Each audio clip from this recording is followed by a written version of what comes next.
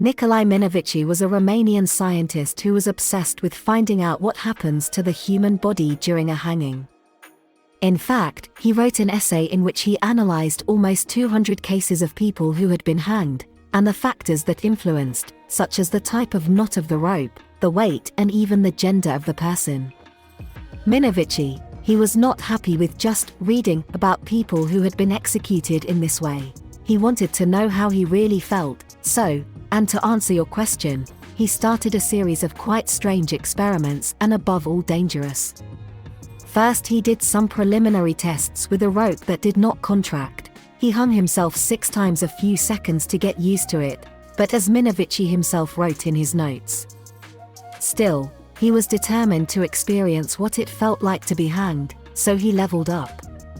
He and some of his collaborators put their heads in a regular contraction rope and asked an assistant to hang them 12 times in a row. When describing previous experiments, Minovici repeatedly apologizes, saying that, despite all his courage, he could not endure the experiment for more than 3 or 4 seconds. Despite his efforts, Minovici failed to find tangible results from his series of hangings, which in total numbered almost a dozen. The only tangible thing to find would have been death, I believe.